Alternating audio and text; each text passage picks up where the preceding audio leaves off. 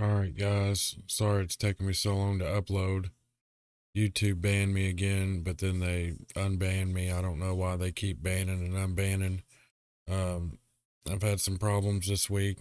Girlfriend went to jail over some stupid stuff, so she'll be in there for a while. So I just really haven't been able to upload. I've just been taking care of her, trying to get her money and everything in there. If you want to help out, you don't have to. You don't have to whatsoever. But if you want to, I'll throw my Cash App. I'm guessing like somewhere on the screen. And then of course I've got my shop, masks, shirts, hoodies. You can go check that out. It's a Redbubble. There's a link down in the show notes below. You can check that out. Anyway, let's get to the video.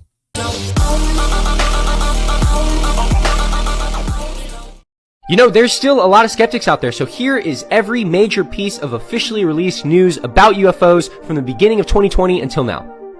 In April, the Pentagon released 3 videos taken by fighter jet pilots of UFOs moving at speeds they had never seen before. In July, the Pentagon said that they will begin to start making their findings on UFOs public. Note that in this article by the New York Times, astrophysicist Eric Davis said on the materials that they have reportedly recovered from these craft that, quote, "we could not make it ourselves." And on saying that in March, he gave a briefing to the Defense Department about retrievals from off-world vehicles not made on this Earth. Then in August, the Department of Defense officially established the Unidentified Aerial Phenomenon Task Force. In December, it was revealed that Harvard's top astronomer believes that an alien ship flew by the Earth in 2017. Also in December, the former Israeli space security chief said that extraterrestrials are in contact with world governments and that Trump knows about it. Then in January, it was revealed that the Pentagon has 6 months to disclose what it knows about UFOs. Then shortly after that, the CIA released all of its Part 2 on every piece of UFO news released in the last year. Beginning of January, it was revealed that the Pentagon has a 6-month deadline to disclose what it knows about UFOs. It was followed by the CIA releasing all of its UFO Black Vault documents, which is basically their archive of UFO sightings throughout the years. Then in March, the former National Intelligence Director of the United States said that an upcoming UFO report will be, quote, "difficult to explain." Shortly after, in April, the Defense Department released this video showing multiple UFOs flying above US ships. Also recently, an American airline pilot reported seeing a long cylindrical object fly over the plane that was not detected on radar. Government has released more UFO news in this past year than it has ever before in history. Really makes you wonder why. Declassified CIA documents talk of an underground alien base in the middle of the Alaska Triangle. The Cold War was at its peak and the CIA had just started experimenting with remote viewers. So they fly in the best, Pat Price, a former California police officer. In his first session, they send him to Russia to report on any nuclear activity. He opens his eyes and they eagerly ask him to make a sketch of what he saw. His drawing, what you see here. The CIA agents look at each other stunned and they flip over this picture.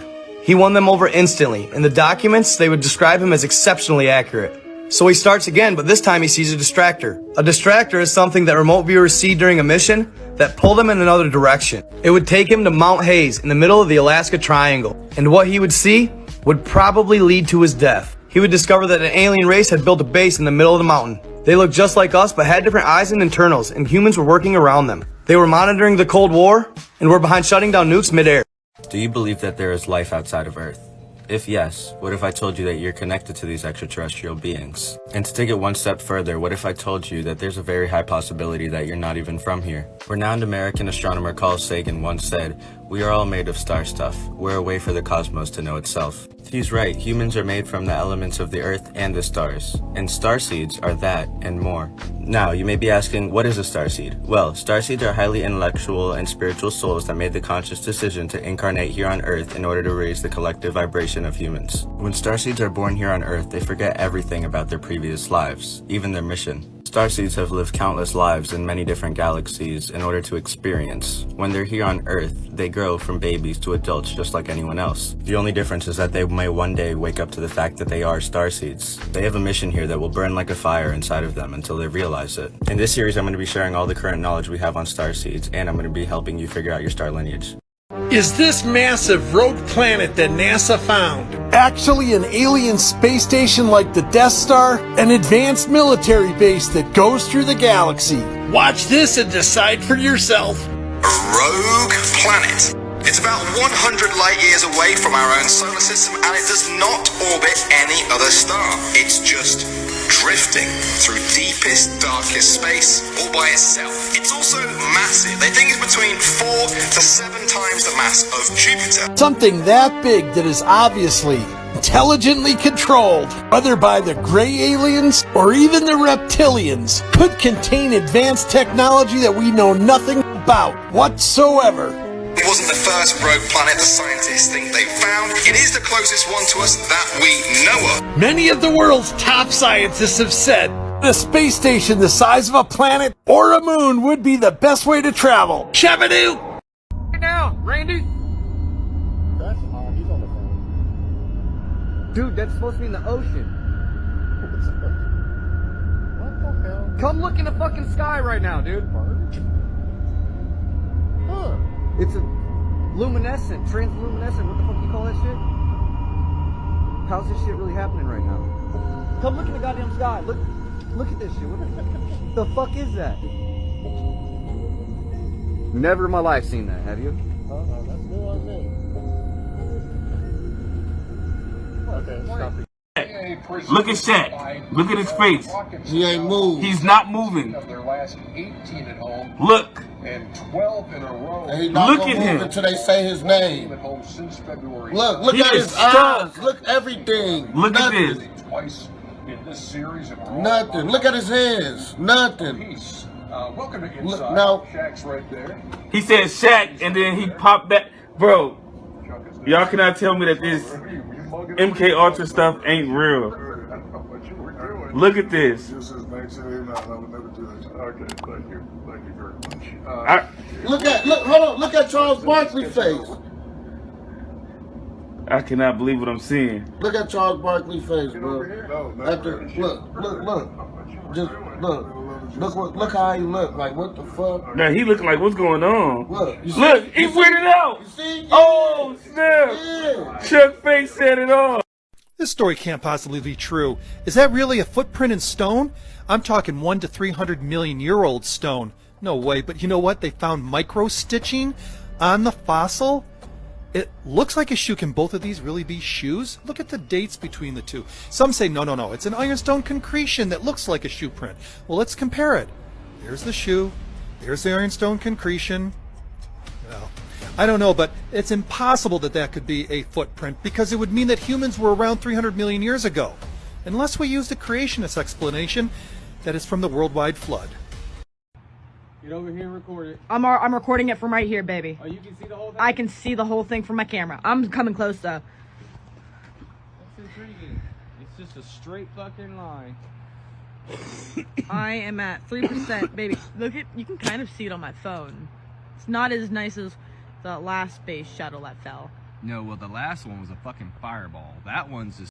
I was stationed at Malmstrom Air Force Base, Montana, as a missile launch officer, monitoring and controlling 10 nuclear-tipped Minuteman missiles.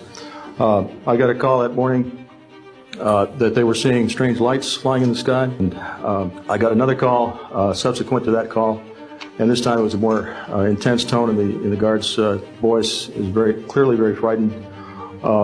He said there was a bright, glowing red object hovering outside the front gate. It was oval-shaped.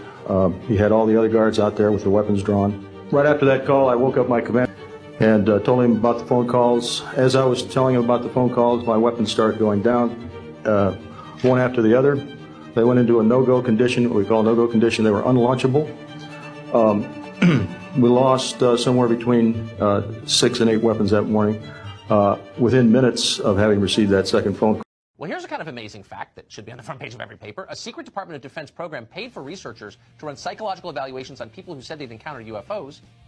Apparently, warehouses were rented. It sounds kooky, but this is actually being reported by the New York Times, where metal from downed UFOs could be stored. What? When did that happen, and why did nobody tell us? We'll tell you what we know after the break. Yes, we have fearlessly reported on previous reports of UFO sightings, or what the military sometimes calls unexplained aerial phenomena, detailed by Navy pilots and other members of the military. Now, it's a situation that the Pentagon piqued the world's interest in when they released some declassified documents that made it clear the government is keeping an eye on the skies and potential UFOs a bit closer than anyone would have expected. Now, that release included the now infamous video from 2017 of what is clearly some kind of flying object that honestly does not match any of the physics I remember learning about or any aircraft design any of us have ever seen outside of science fiction. But the story actually got a little more interesting. It turns out former U.S. Senator Harry Reid of Nevada put together a multi-million-dollar investigation into the Pentagon's UFO files, and it included a real-life Fox Mulder tasked with cataloging not just those documents related to UFO reports, but also to collect actual debris. In fact, a company was hired to modify buildings in Las Vegas to store metal alloys and other materials that were reportedly from sites where these unexplained events happened. Now, people who have had encounters have been tested for any physical changes. Military personnel were interviewed about what they saw. Now, we know what some of them saw from the 2017 video captured over the Pacific, when multiple military officers confirmed this mysterious sighting, including pilots and radar technicians. Now, the program to catalog then revealed to the public what was found has been canceled. Tracking UFOs by the military isn't stopping. In fact, they're going to keep it for a simple reason. The military needs to know who is doing this and what their intent is. Now, unfortunately, this means we may not get to see those detailed reports, those mind-blowing videos, or as one of the pilots said of something seen out his window, truly radical technology. All the data they collect may simply end up in a chart that shows an uptick in sightings and their locations as we all collectively wait for those documents to be declassified. I want to know where it's coming from, and I want a tour of this warehouse to see these metal alloys. This is kind of amazing. Well, since they say they have multiple sightings per month. Yeah, this isn't like month. Once a year, or maybe you can't excuse it as a falling star. This is happening a lot. No, it's not a drunk guy in a field in New Hampshire. No. These are very well-trained pilots and military personnel. Yeah, guys with nuclear payloads who are kind of sober. You're hoping they know what they're looking at, and I want to know what they're seeing. I do too. Brett Larson, thank you very much for that. Thanks, Tucker. A really, really close look at that. Now I'm going to zoom it in for you. When they returned to New Zealand, these flights proved the inland areas to be features of the character with a dome 13,000 feet high at about latitude 80 degrees south, longitude 90 degrees east.